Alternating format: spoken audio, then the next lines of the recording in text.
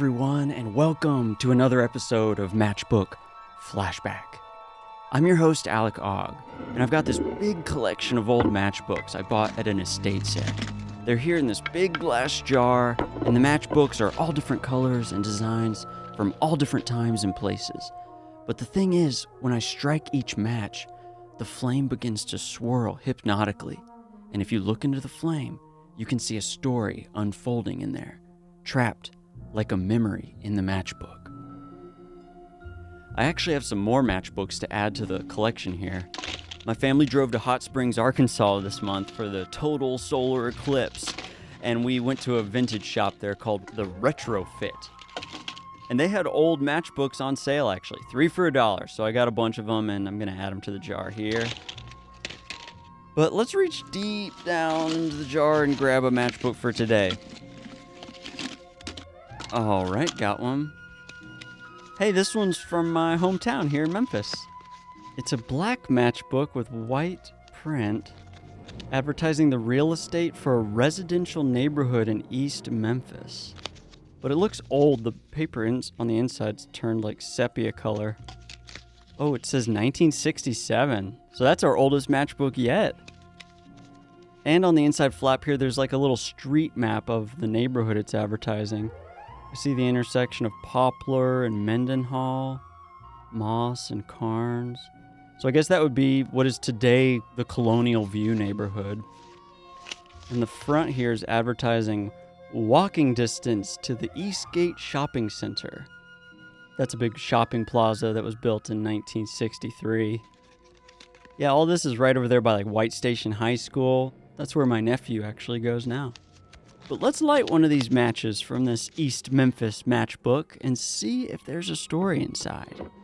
And when I strike this match, I need you to look deeply into the flame, because that's where the story will be. Look deeply into the flame. Look deeply into the flame.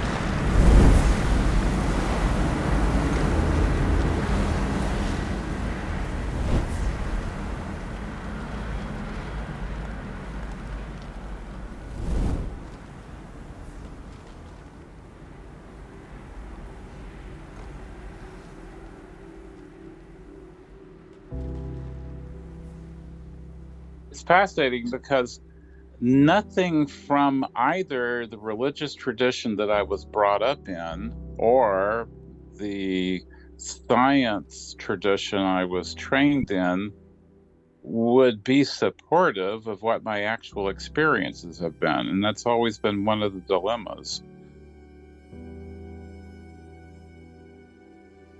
The scientific materialistic reductionism doesn't work very well with it. And obviously, Southern Baptist theology had no truck with these kinds of things. It was looked at askance. You're doing the work of the devil, Yeah, sort of stuff. So it was always very odd to try to figure out how this fit in anywhere. And actually, that's become one of my emphasis recently for myself. Is that I find myself in a liminal space, the sort of the technical term, the lintel above the door, the space between two rooms is the limen when you're walking through the door. Uh-huh. And so we call it the liminal space, and it's sort of like I occupy this space where I am, extraordinarily interested in what's going on with particle physics and CERN and Gödel's incompleteness theorem and mathematics and things of this nature. Those kinds of things are tremendously intriguing to me, and what's going on with what these days is really beyond quantum physics, when you start looking at things like Wolfram physics and things of that nature. But at the same time, my experiences are such that I can't just simply reduce meaning to, I guess you would call, mere reductionist chance randomness, because the experiences just don't lend themselves to that.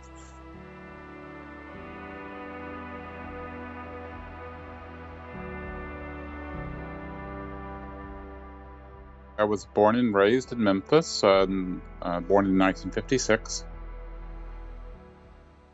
Yeah, I grew up in Memphis proper, over in East Memphis, near Eastgate Shopping Center, actually. Went to White Station High School there. Actually, went to White Station Elementary and junior high and high school, all 12 years. I'm retired now too. I was the counseling coordinator for the students at the medical campus of the University of Louisville. So I basically was the mental health provider for the student services. And then I retired in January of 2020.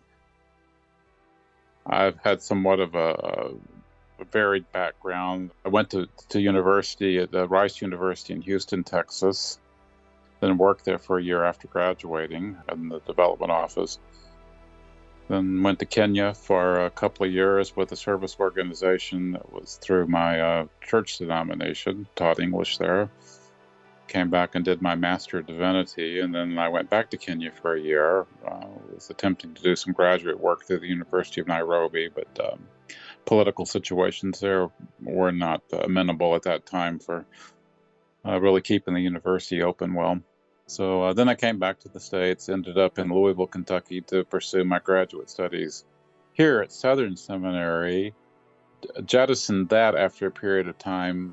After I'd met my life partner, Leo, here, I decided that wasn't going to work out in the best way possible. And then switched over to clinical psychology at the University of Louisville, worked on that through the master's level, applied that in working out at Central State Hospital here in various capacities for a while, but then retooled a little bit and re-entered school, went to medical school here. Thought I wanted to do psychiatry and found out I really did not like that as much as I thought I would. Ended up working back in psychology, but did work in the medical campus there. So it was really fun. I really enjoyed the job very much. I tell people that I have more degrees than a thermometer and less sense than a nickel. So, but anyway, that's been it. And so we're here. My now husband Leo, he's a pediatrician and a couple of years away from retirement himself. How many degrees did you end up with, actually? Well, it was the bachelor's from Rice, the MDiv, and then the master's in psychology, and then the MD, and then I did a PhD in humanities while I was working for the university because they, quite frankly, it was part of our benefits. We got free tuition. So I thought, well, they're not going to give me the money, so I might as well get the degree. And I went back and did that. It was a focus in an application of interest in substance use disorder issues, but also related to William Faulkner. So the dissertation is called William Faulkner, Distilling Facts and Fictions. Wow. So that was pretty fun. That's really cool. But that was it. Yeah, did your Memphis roots inspire the Faulkner? It's interesting, not so much the Memphis roots. It really was because of an encounter with a professor at Rice, Dr. David Mentor, who's now deceased, who was a Faulkner scholar. And it was also a strong interest in the issue of alcoholism and its effect upon creativity. So just if I'm getting this correct, you have the bachelor's, the master's in psychology, an MD, and a PhD in humanities? Yeah, and my Master of Divinity. That Master. was, yeah. Wow. Yeah, my original plan was to pursue a PhD studies in Reformation history and end up teaching in probably an East African context, because that's where I had really I thought that I had a true large affinity for East Africa. I did, actually. It was distorted through post-colonialism, but it was nonetheless there. So I really did love East Africa. And I got to go back a couple of times not to Kenya, but to Tanzania, going along with medical student groups in 2016 and 2018. So that was fun. Get to brush up the Swahili a bit and things like that. So that was fun. Yeah, the near-death experience itself is what I've dubbed it sort of near-death experience light. It's like 3% alcohol versus 5 or whatever, you know.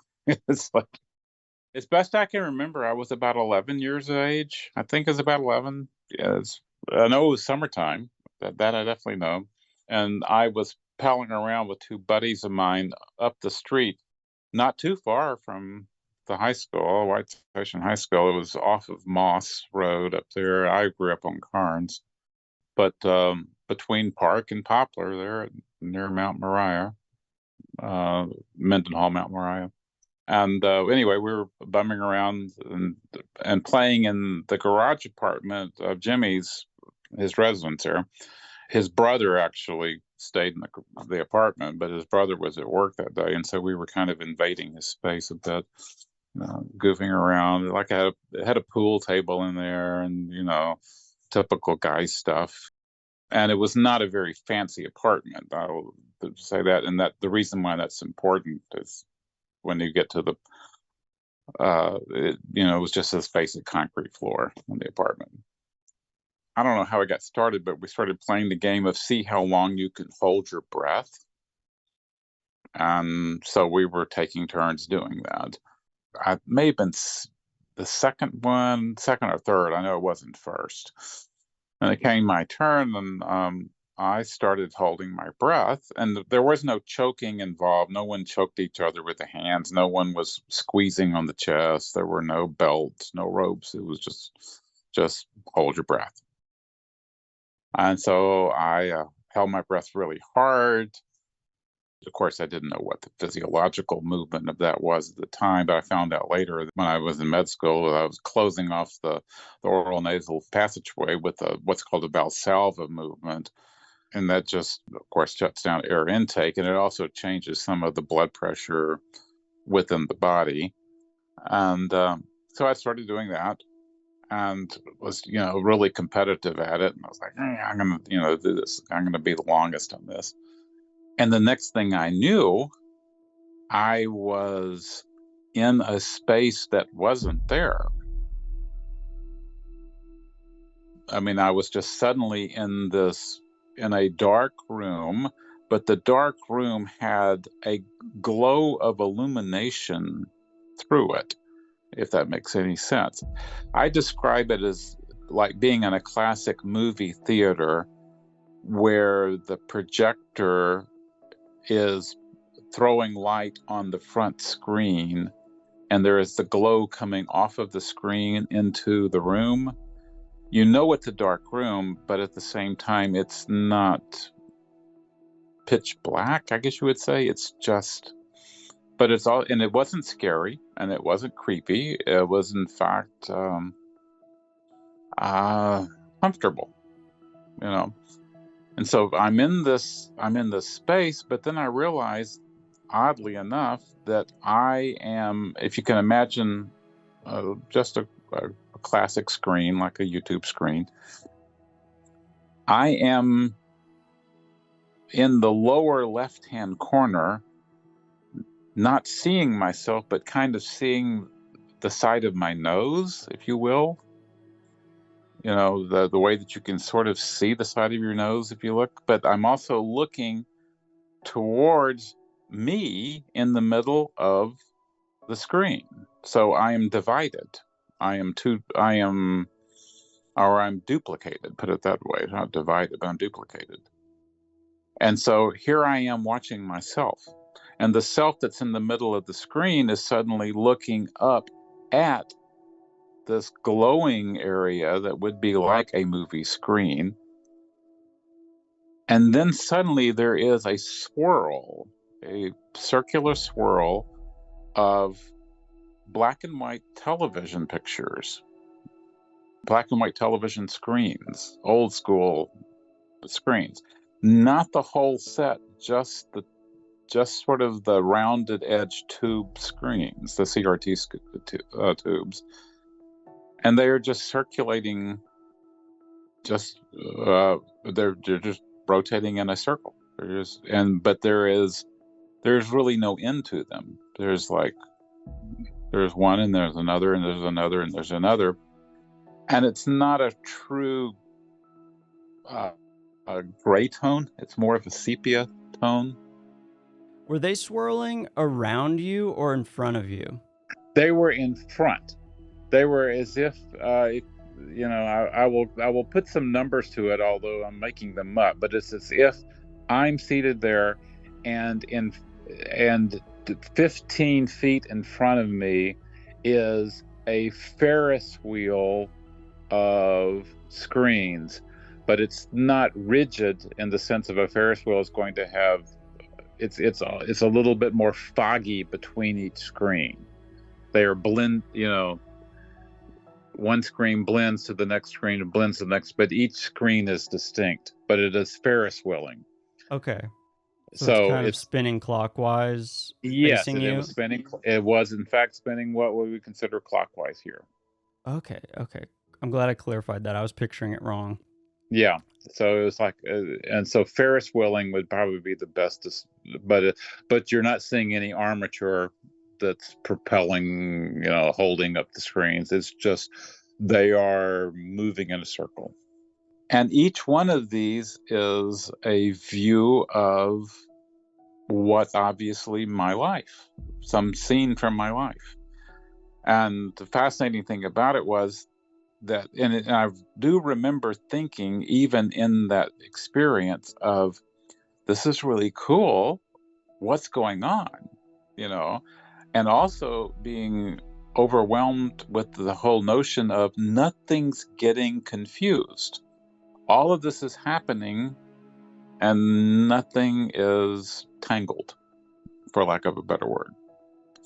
And if I sort of stopped my attention onto one of the screened pictures, suddenly I was in that scene again. And then they could move to the next one, and could move to the next one. And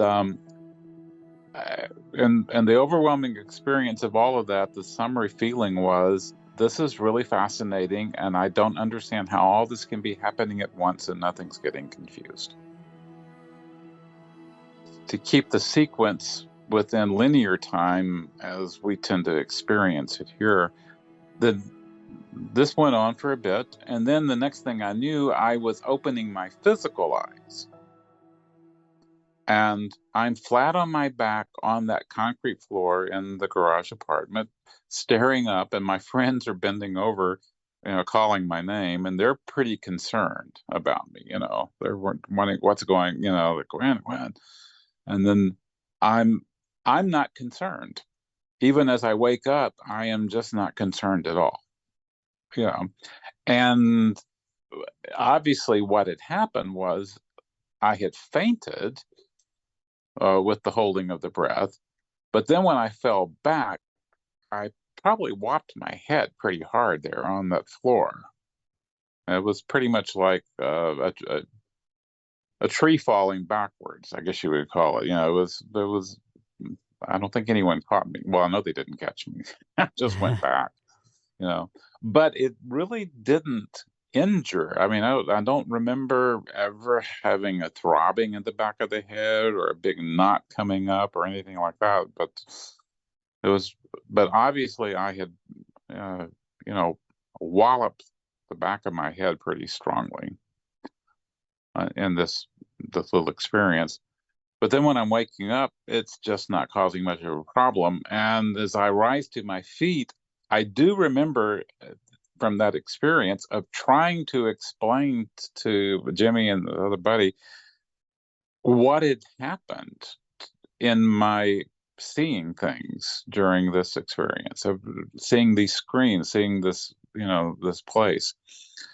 And they were like, uh-huh, you know, disbelieving and like, you know, what are you talking about? You know, and I do remember having the feeling then of like, oh, this is not going to communicate well. And it was just a very unusual experience. And throughout my life, it has, I would call it, ebbed and flowed within my memory. Sometimes it disappears for years, and then other times it would just suddenly appear that this had happened to me. And I did not, when I did come back, as I use metaphorically, come back into consciousness, and when I did re-engage, my buddies and my friends, I did not have any distinct memories at that time of what it was that I had seen within those experiences of the screens and entering into those particular things. But I do remember now, later on, and this became when people said, well, what is your earliest memory from your life? And I would say, well, oddly enough, I said, I have this memory of being a crawling child that is not yet ambulatory.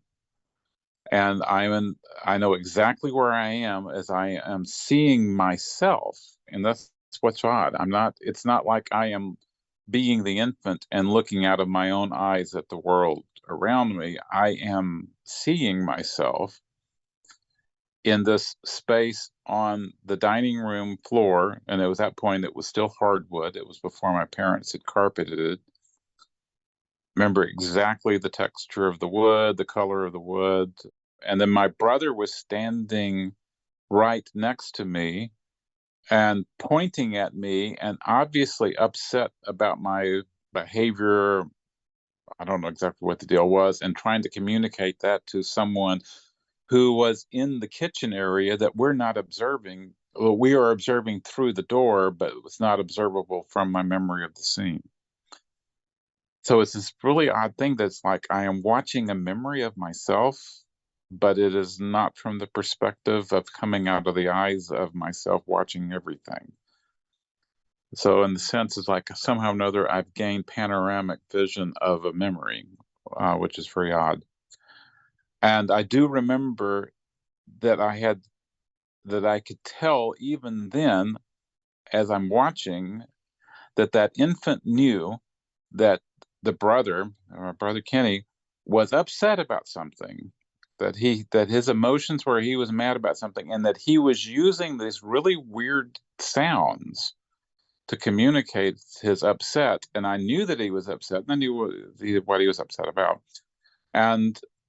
But I did not have the same tools that he had to use in sounds. I didn't have words, but I didn't need them. I knew what was going on. So it was this very odd experience. And it's like, well, I remember exactly. I remember the dining room table. I remember him standing there. I remember where the heater vent is. It was just a very odd thing. And I do believe that was actually something that was retrieved from the archive of that near-death experience. I don't think that it was something that was necessarily encoded as an infant at that time, if that makes sense. Yeah, no, that's fascinating. If you were born in 56 and you were 11 years old, would it have been like 1967, you think, that Yeah, I you think it's had? around 67-ish. Yeah, that's what I'm guessing is around 67. And like I say, it's weird that I don't have an exact memory because it's like I'm just putting it together from who it was I was playing with and where we were and things of this nature, because the year and the time really didn't matter. And of course, there was I wasn't hospitalized. There was no record of my heart stopping and things like this. Obviously, my buddies were pretty concerned. They were pretty concerned that something was wrong because I'm I fallen to the floor, whacked my head, and I'm not responding immediately when they're calling to me. So but I don't know. I don't even know what linear time passed in their experience with this other experience. And that's what's really weird, is that there was a sense of time, but the time that was experienced in that vision more was the quality of time and not the ticking of time. Interesting. So, and this is something now, this is where the intersection with contemporary physics really gets to be quite strong, and this is one of the reasons why everyone's so interested in it. It's like, space and time are not essential. They are probably derivative of whatever it was that kicked off this entire process. It's not like creation occurred within space and time. It's like creation created space and time. Right. And we do know the universe is expanding. We know that space is, it's not like there's more distance. We just know that we can't even really describe what's happening, because all of a sudden it rips apart our language. Yeah.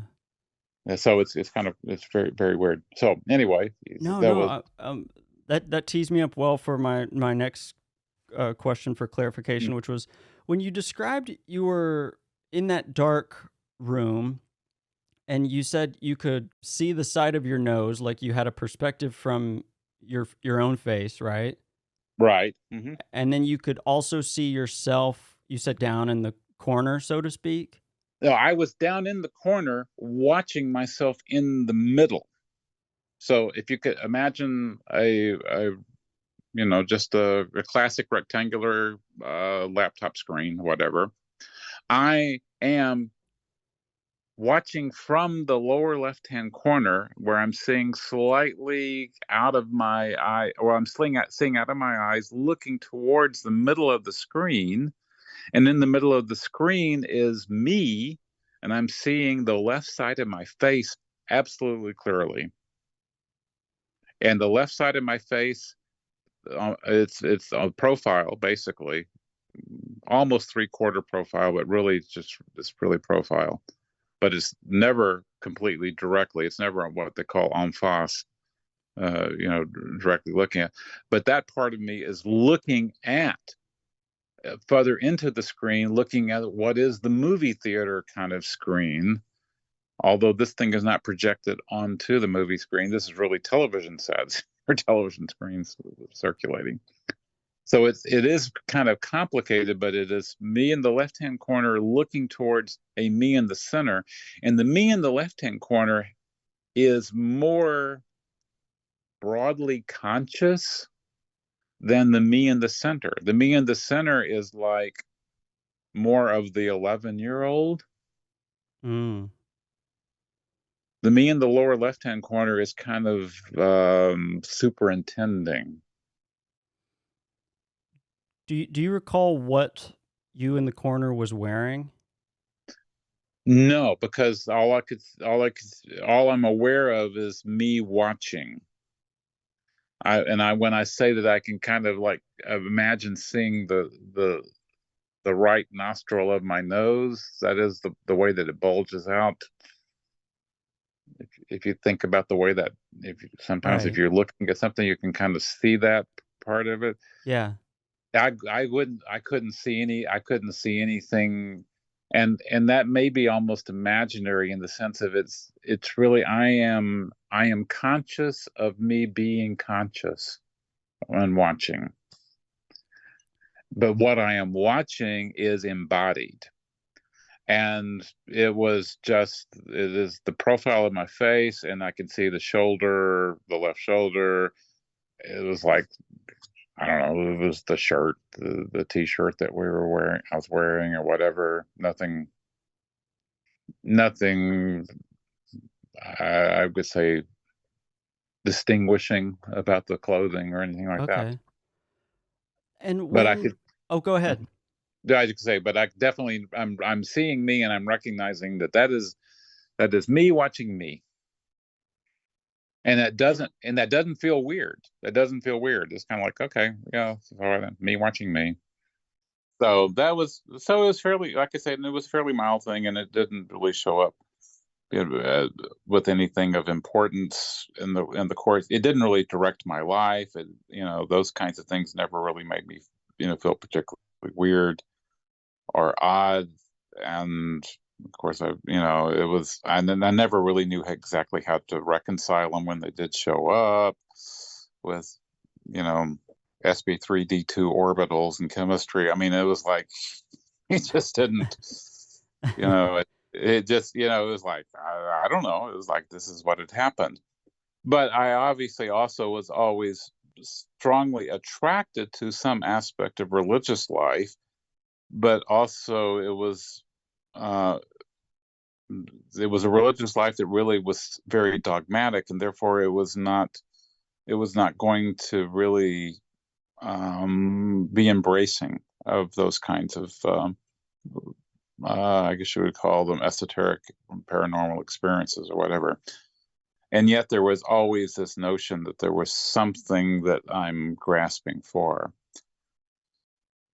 My own understanding of this is that it maybe loosened me up for other kinds of things.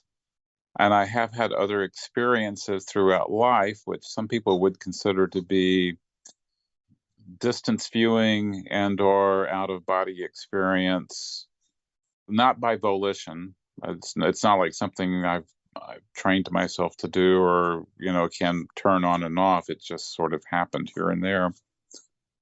Yeah, But can you go into some of those? Yeah, sometimes they were just merely strong and very visual intuitions of friends of mine who were upset about things when I was very far away, such as when I lived in Kenya.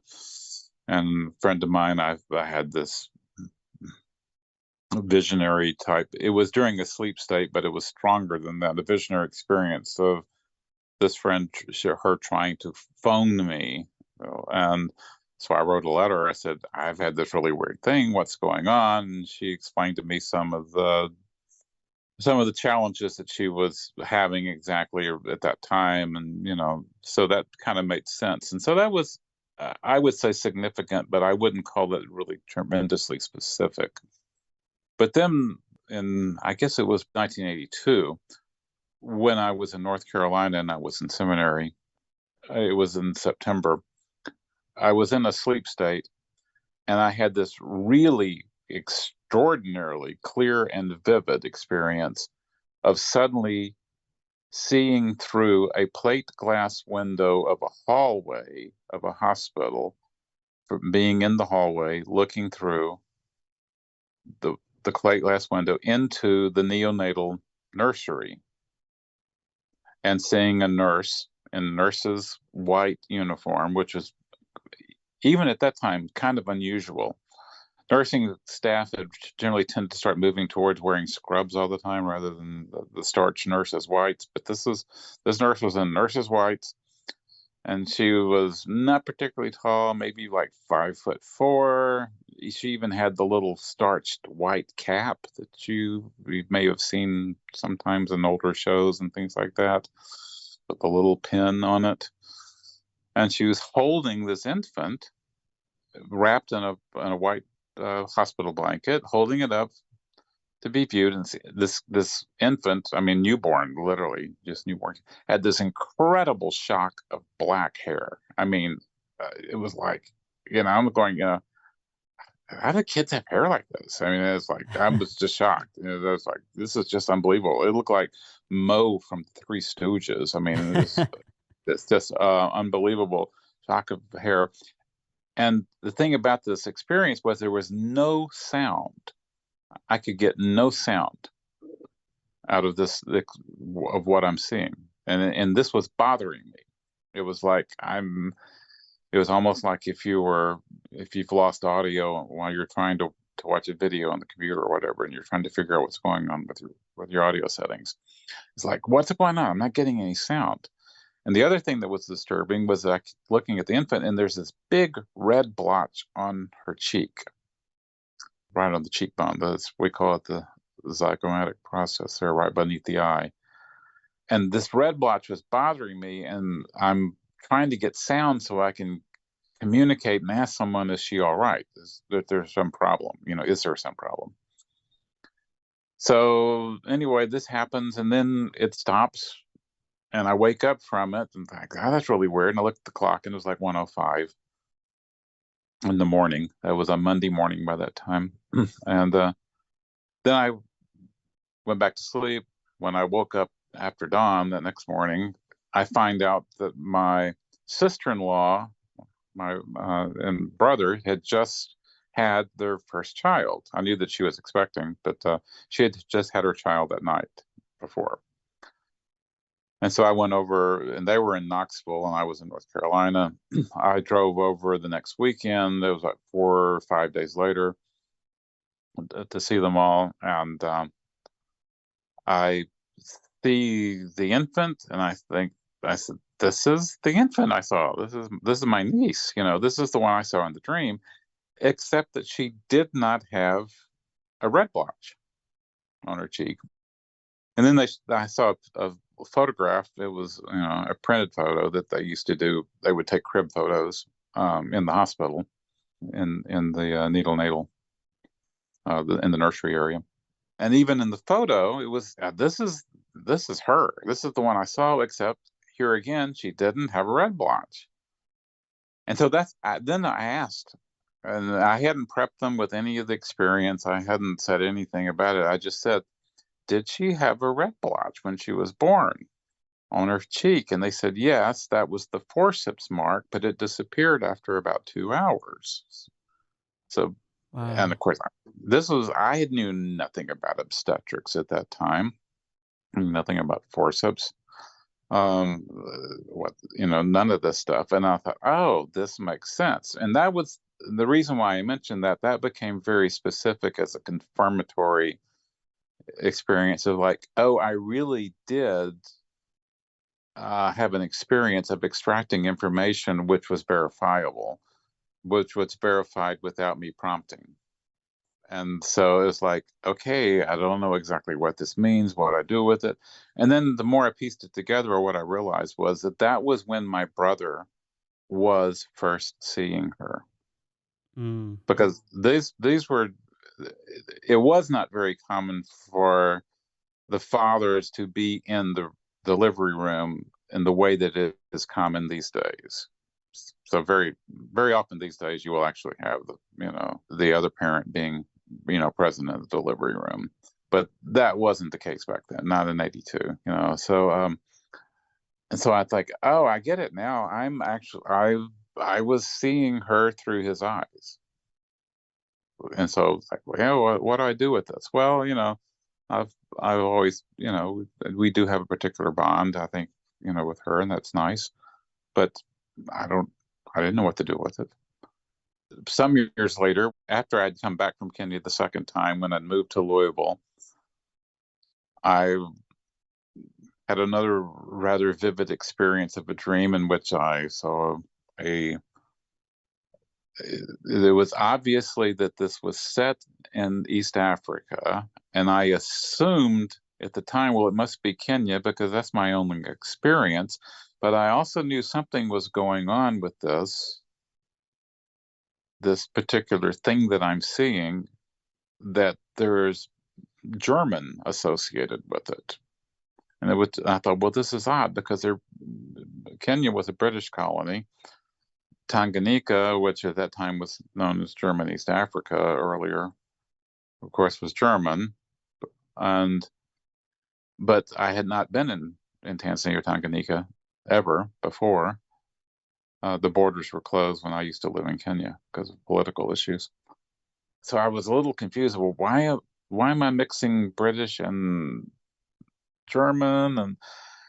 And what I'm seeing in this experience is a woman seated outside of a particular house, colonial house built structure, and she is dressed in rather typical Victorian long white, long sleeved, long skirted to the ankles, white, rather light lacy, full up to the neck collared bodice type of dress, with this enormous big hat over her big sunbonnet hat that is held in place by a netting or a kind of a toile that basically, it's like a sun protection.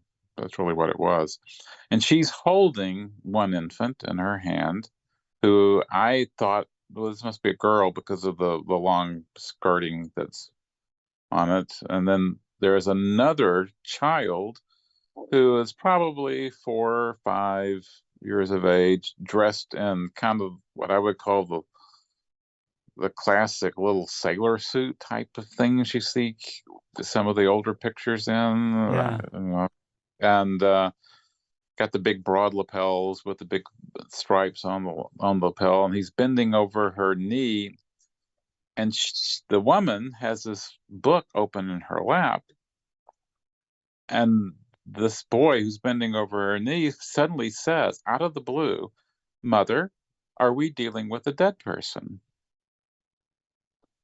Which was like, I won't use the words that I was actually thinking at the time, but it was a big WTF moment.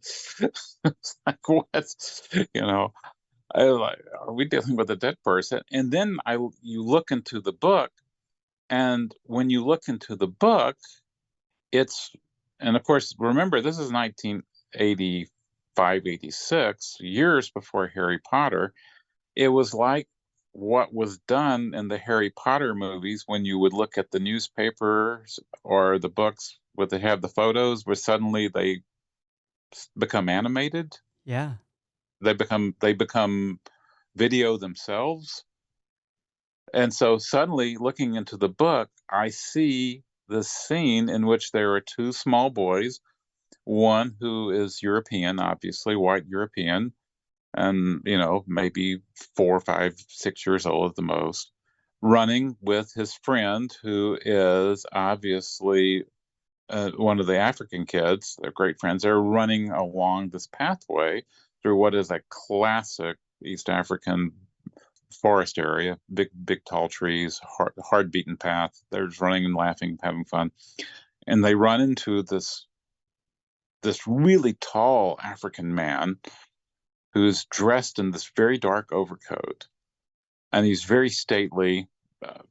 He's nice but very formal, and they just kind of screech to a halt on their bare feet as they stare up at him, and then they say to him, and they ask him, and there's it's spoken in it's in the Bantu language. I remember it was like Weni Nani, which means, so who are you? And the man answers in the Bantu language is Inda Marimo, and I am a teacher. And then this ends. This whole thing ends, and I'm now awake, in my bedroom, and going, what was that? Well, years later, I mean, literally years later, as in about 2.5 years ago, when I was doing some research on the particular people that I had been around when I went to Tanzania, I came and I'd always been confused by seeing this woman in this early Victorian dress, or it wasn't early Victorian, but it would have been. I could tell that we were talking around right before 1900, maybe 1900. I didn't know exactly, but I could tell from the style of the dress and everything. And I thought, well, this is weird, because you would not have had many European women in the countries at that point, or in those colonies, those settings. That was they just weren't the families weren't brought in, and I thought, well, that's crazy. This is very imaginative, but that's crazy. But then I ran across when I was doing some of the historical research, and it turns out that no, in fact, they're in Tanganyika and German East Africa. There was this one particular military family, and he actually had brought his bride over, and they had already had one child that they lost within the first year. Then they had another child, and then 4 years, 5 years later, they had their other child. And I went through all the things, and I found photos that were actually taken when they were back on leave in Berlin, in Germany. And I looked at them and I was like, this is the woman, although she's not wearing the hat here, but this is the woman. I've seen this, And I started piecing all this together, and finally it was like, oh my gosh, I was there. And I could look at the kids and say, I wasn't that one. This is the one that I was. And I had no specific memories of what it was, but it was just the resonance of like, oh, I know this person. This is, and I started finding out, doing more research on it. It was kind of like, oh, well, they all ended up back. Well, the father was killed in 1914 in the Battle of Tonga there in East Africa, and the rest of the family, over periods of time, had been taken back to Germany. And this person that that I resonated with ended up being in the Luftwaffe with a very high specialized skill, and also it was very complicated, but he had actually been training in a secret program that was carried out with the Soviets. He had trained Soviet pilots, which was something that was done because Germany was restricted from having only a certain number. They could only have a certain number of military people by the Treaty of Versailles. And so they were And what getting is a Luftwaffe? I'm sorry to interrupt. the Luftwaffe, the Air Force. Oh, okay. Yeah, the Air Force. Yeah, sorry.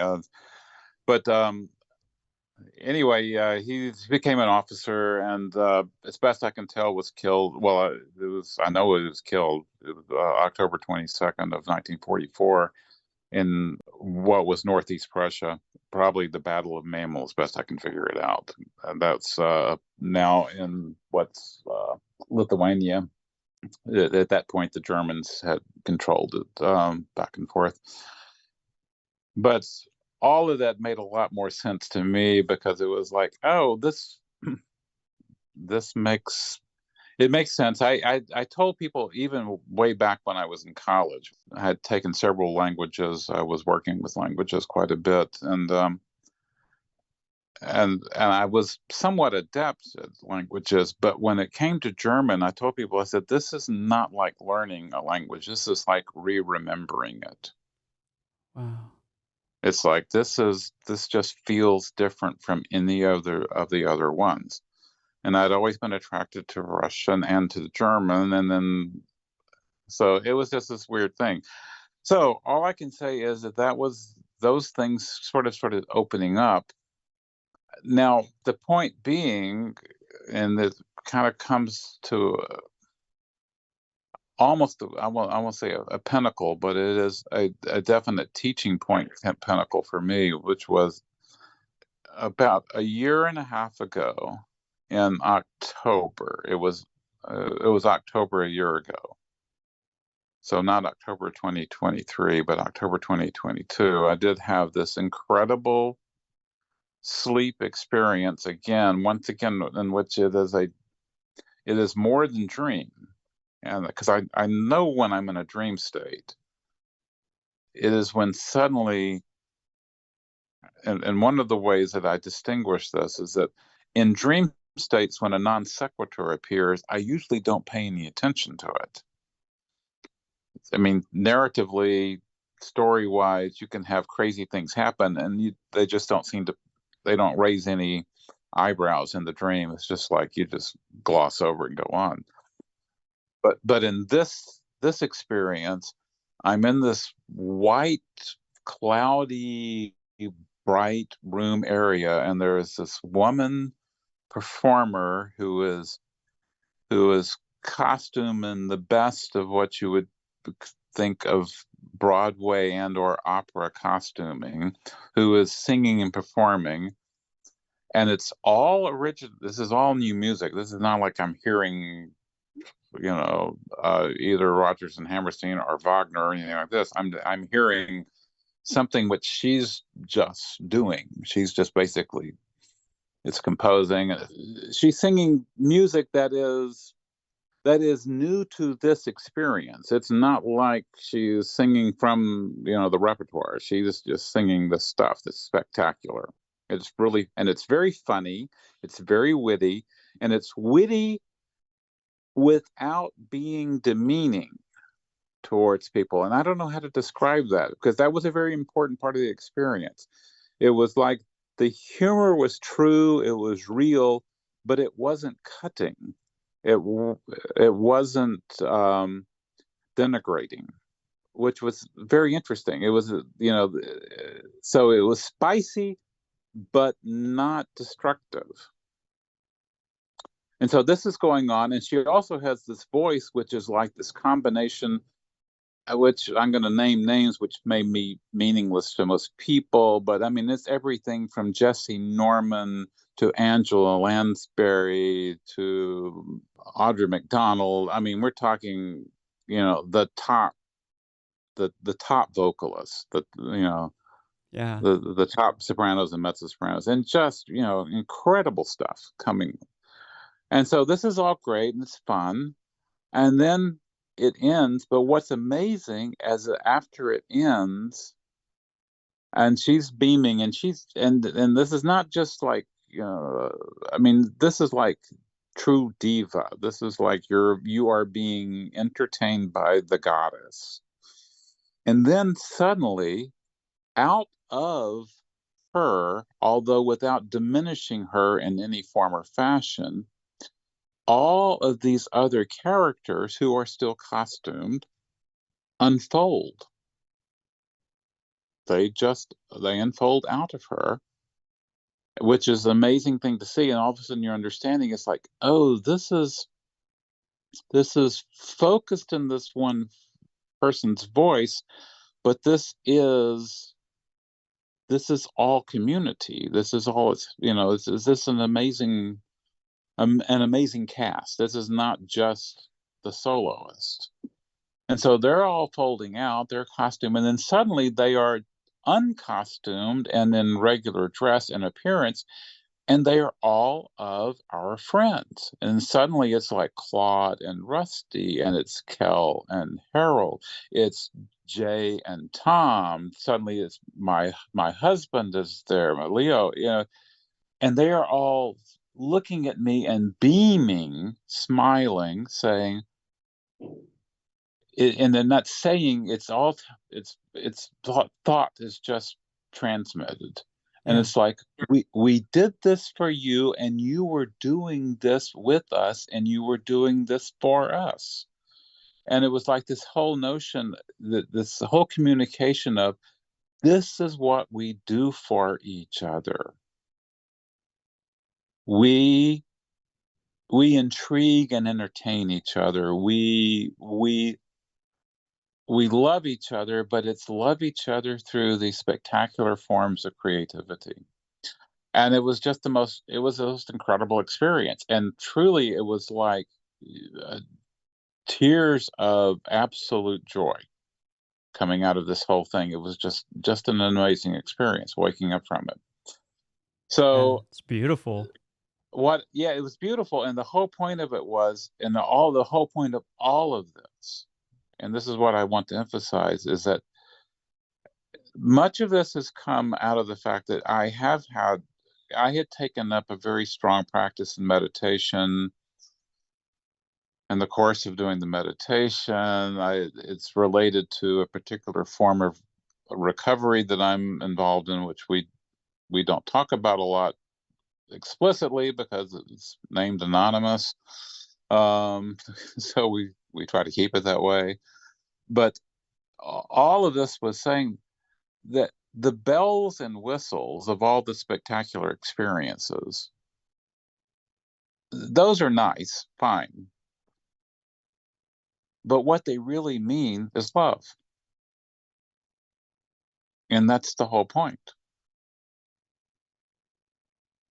That from beginning to end, it really is, even though it doesn't look like it within the day-to-day experiences that we tend to we call real here, which actually they are real, but they are not anywhere close to being as real as what those other things were. That those day-to-day experiences sometimes may make us think that this is, veil of tears and suffering, which I'm not going to diminish the fact that that happens. That is.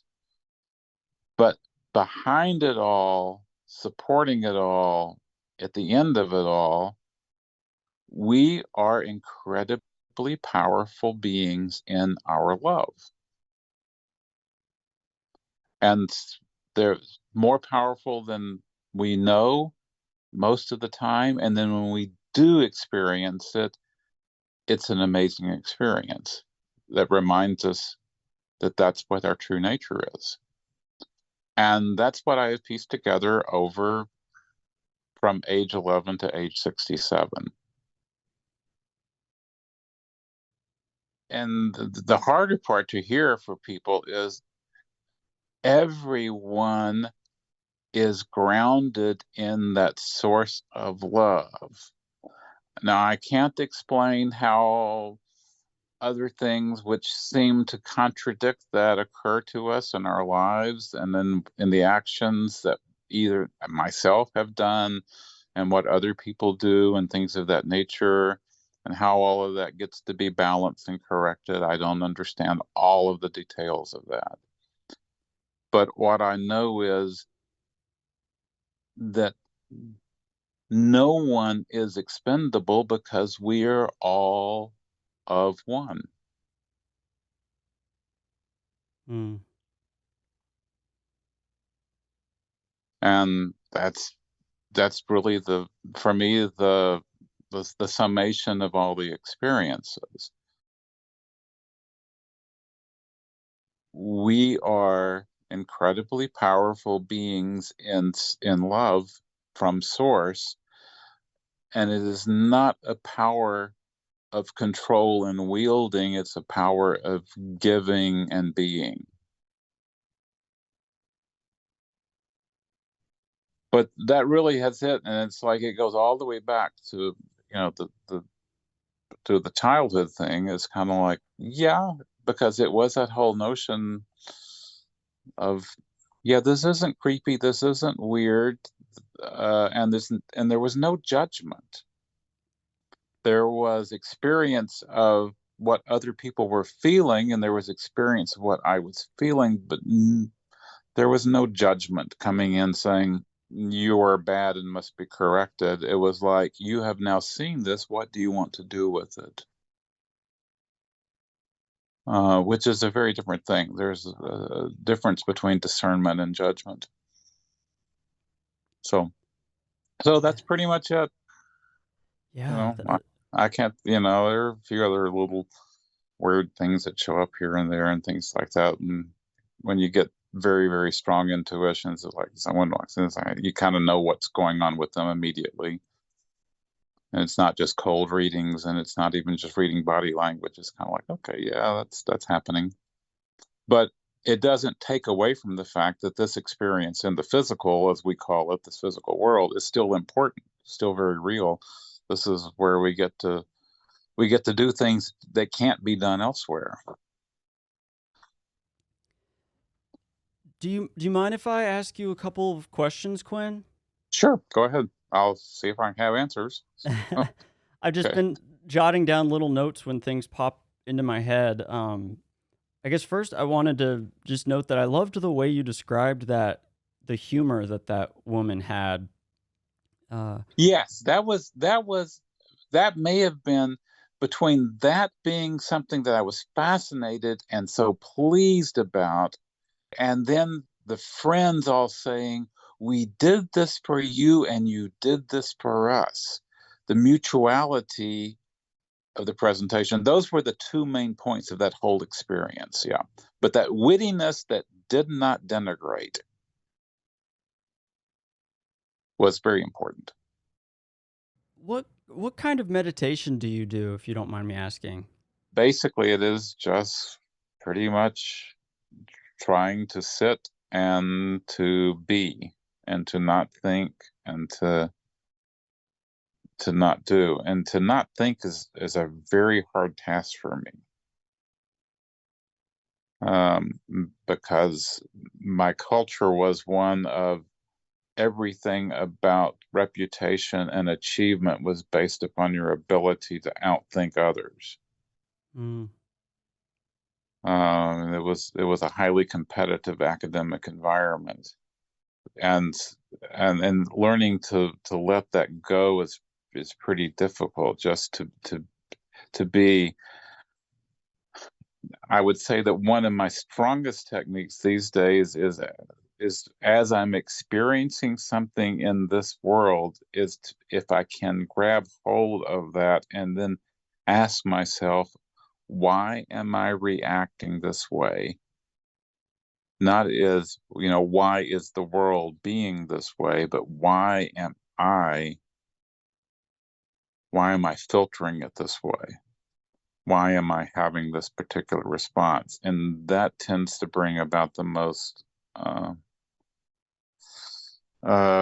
fruitful understandings of the fact that my belief systems are a lot more at work than the actual actions of the world towards me. The beliefs which I am throwing out into the world are more energetically consequential than what the world itself is trying to do to me. Right.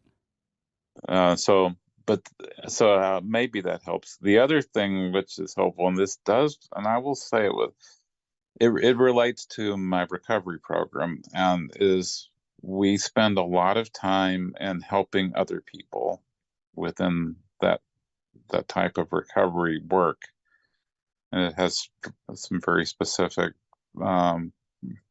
things which are called steps that we go through, and that work with others opens up me, and I can't explain that other than saying that it does.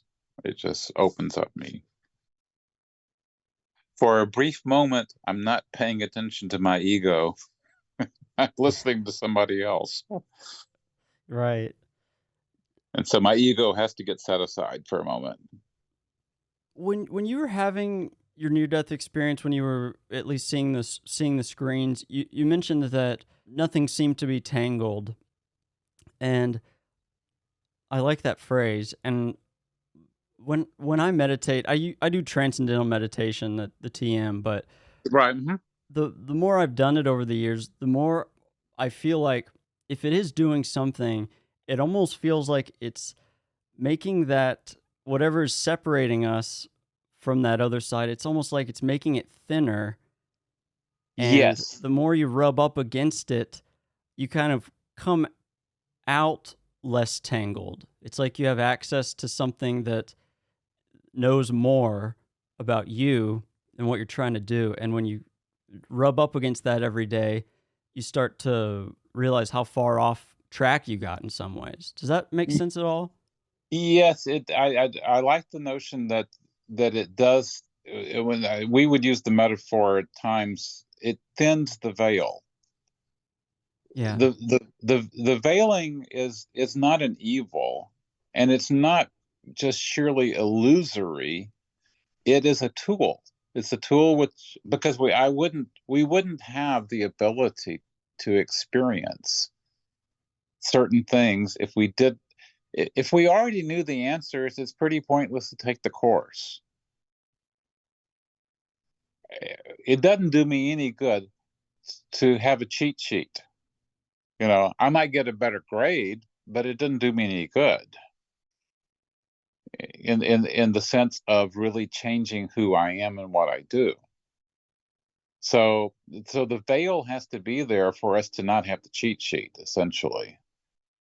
Um, uh, that may be kind of that gets to be very dualistic in language, just because it's pulled out of our educational systems, which tend to be quite dualistic. Although our best education occurs when we've actually had a personality encounter with a really good teacher, in which all of a sudden the issue no longer is how much have you learned, but how much are you growing. Yeah, and I think most all of us have had that before when we've really come across a fantastic teacher. That Yeah. that it's not a matter of how much have you databased. It's like, how much have you expanded. But yes, I would agree. Getting back to your experience with that, with the meditation, does the meditation helps us be aware, and it's not a matter of escaping the veil. It's just a matter of getting back and understanding that it's just a tool. The veil is only a tool. It's neither to it's um we don't fight against it, we don't despise it, we don't ignore it. We just simply learn what to do with it, which is kind of like, oh yeah, this is part of the limitations. Now I will say this: I did not have any experience. I've never had the experience of saying that I remember choosing this particular existence or any other particular existence. I have the experience now pretty much of understanding that I did have another incarnation type of event, but there wasn't anything like a pre-birth of like, oh yeah, I get to pick this and pick this, and this is what I want to work on, stuff like that. But I will say that I resonate that with that so strongly, because I understand it's kind of like, oh, in order for me to carry out what it is that I think that I am about, I have to have I have to be in this particular dualistic world. That I have to have that, as even though it's a fiction in a way, the dualism is a type of fiction. It's a very powerful fiction. It's a very forceful one.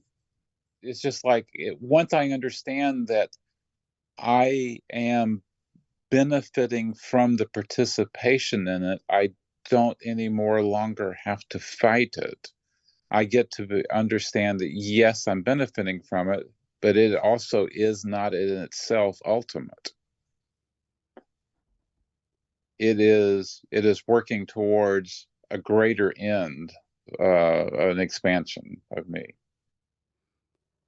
and it wouldn't be possible to get it done without the particular constraints. That these particular constraints they allow us a really rich experience. And I guess if people have kind of don't have a home base for what we're talking about, I think, correct me if I'm wrong, but the idea that on the other side, perhaps we're these very powerful beings that kind of are plugged into the all-knowing consciousness, and it's pretty much all good over there, so that we go down into these bodies where there is this duality of good and bad, and we can kind of experience these things and grow here with that veil of forgetfulness that we're powerful on the other side, and kind of grow here so that we can learn more with that collective consciousness on the other side. Are we on the same page there? It's yeah, and it's in a sense that the tricky word is the word learn. Ah, What we do is that we grow more. We actually expand more. The it increases the essence. It increases being. mm, That that this is not only is this a result of creation, this is an instrument of creation. This is one of the areas in which creation is being further created. And so it's not just a matter of learning, because sometimes we tend to think of learning as kind of cerebral, yeah, and that's because we are kind of like bifurcated down here between thought and feeling and stuff like that. But elsewhere, it just simply becomes all part of what we weakly call being, consciousness, and I like to use the word love because I really believe that. The problem is that love either tends to get fragmented or watered down and into bad Hallmark slogans and things like that. right. Um, I love that the phrase you said, increases being, um, and that feels true to my meditation practice, where it's like if whatever to if whatever being is, what does it feel like for being to expand? There's something to that.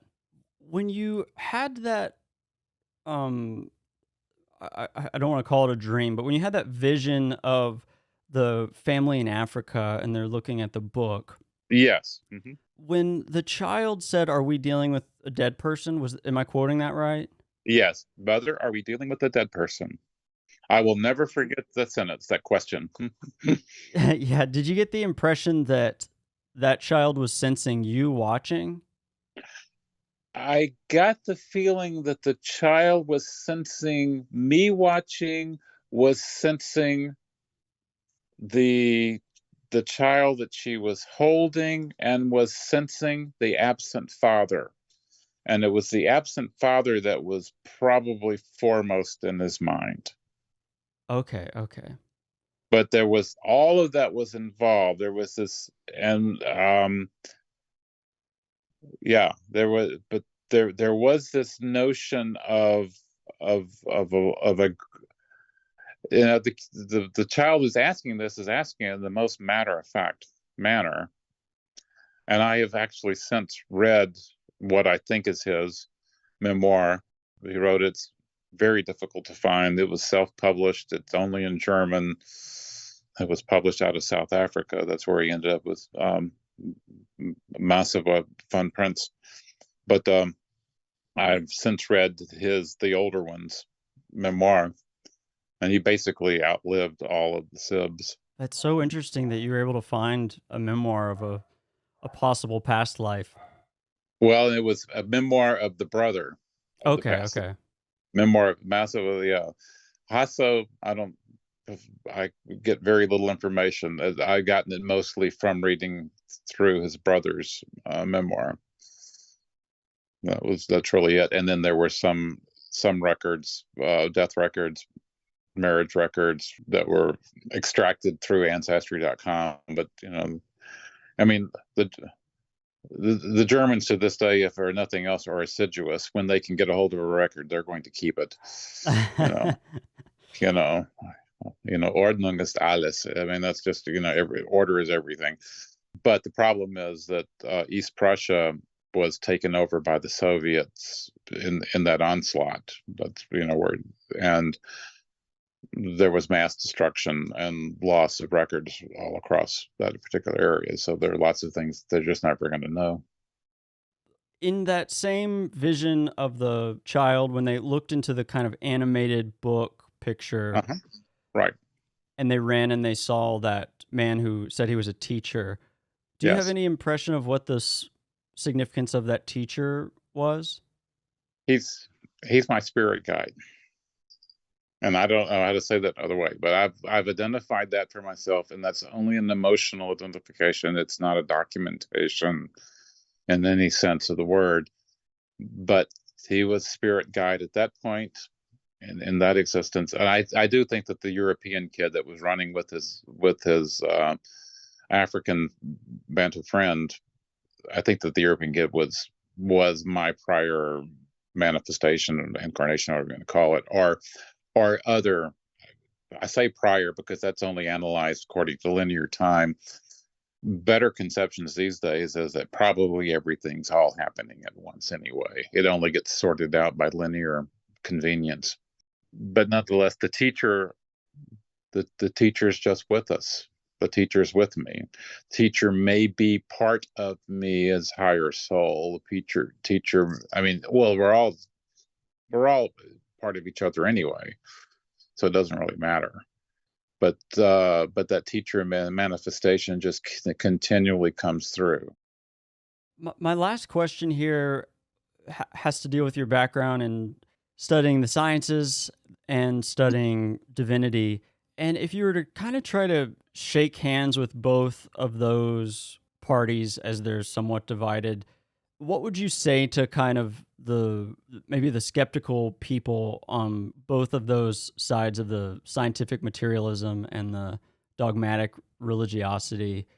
What would you say to them about your experience and what's come out of it? Boy, it's a hard thing to answer because, well, I will put it this way. I am most energetically involved in a particular program that tries to be helpful for other people who've had similar problems in recovery. And we have three major principles, or they call them the indispensables, which means that there has to be honesty, open-mindedness, and willingness.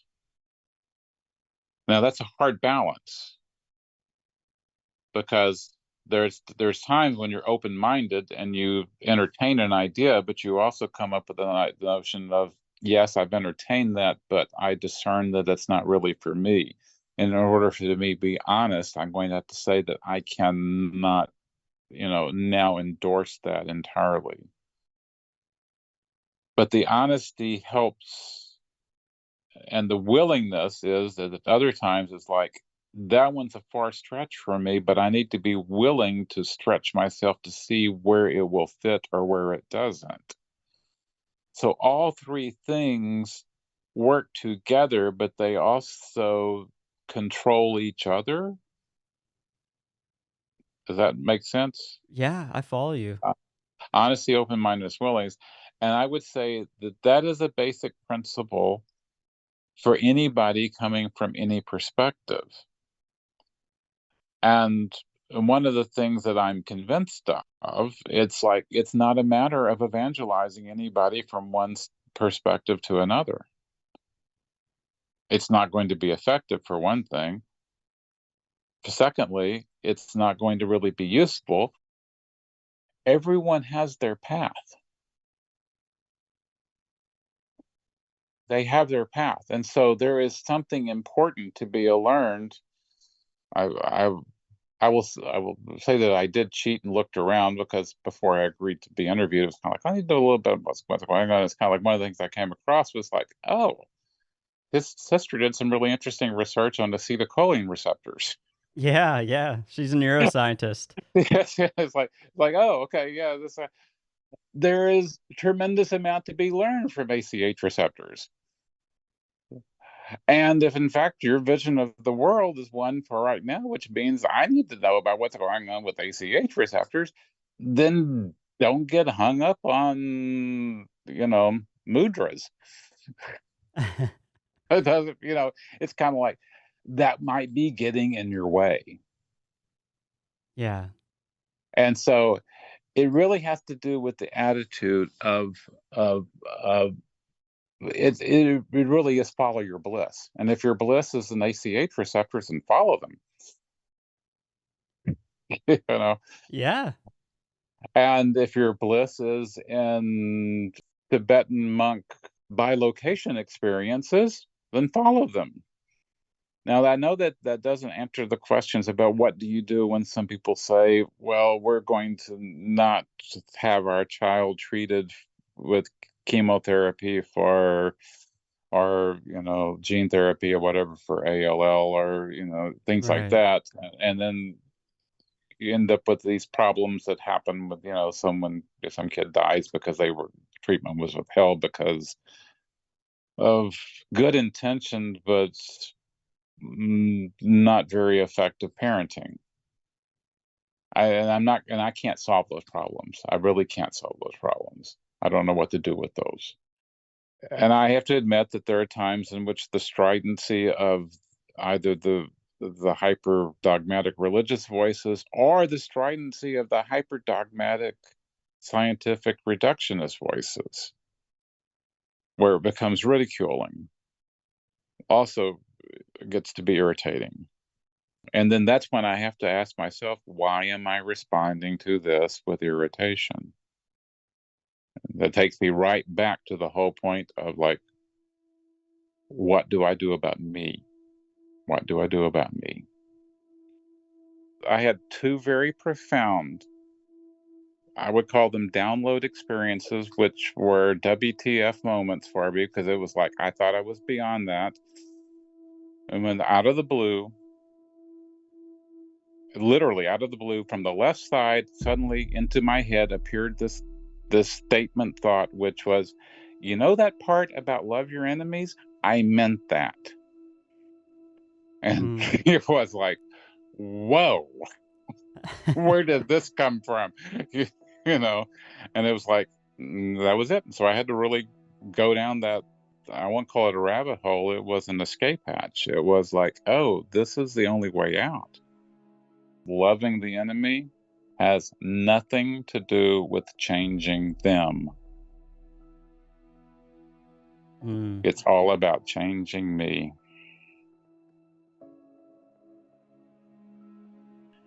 And so when we take the honesty, willingness, and open-mindedness and start applying it to all these different situations and just, are willing to hang with authenticity, but also to hang with openness, I think we could all be better off.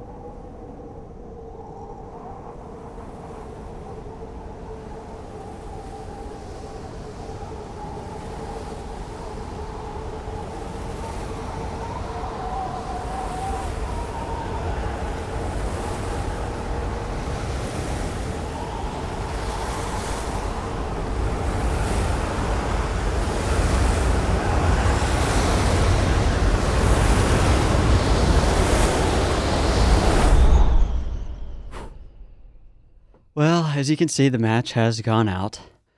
And as the smoke clears, I can still smell some of that beautiful Memphis springtime air. Well, that may be because I'm in Memphis right now, but nonetheless, I hope you enjoyed that East Memphis near-death experience as much as I did. And there was even a mention of my sister in there, so shout out to neuroscientist Dr. Ogg at St. Jude Children's Research Hospital. It was her birthday this past weekend, so happy birthday, Cam. Anyways, if you enjoyed this episode, a great way to support the show is to text a link of this episode to someone who you think might enjoy it too. Another simple way to support Matchbook Flashback is to give us a 5-star rating on Spotify, Apple, wherever you listen.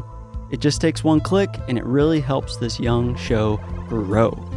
By the way, if you or someone you know has had an unusual experience, shoot me an email. My email is alec@parasaur.co. It's spelled out in the show notes. And there's also a reference image for this near-death experience in the show notes if you needed a clarification on the visuals that Quinn experienced.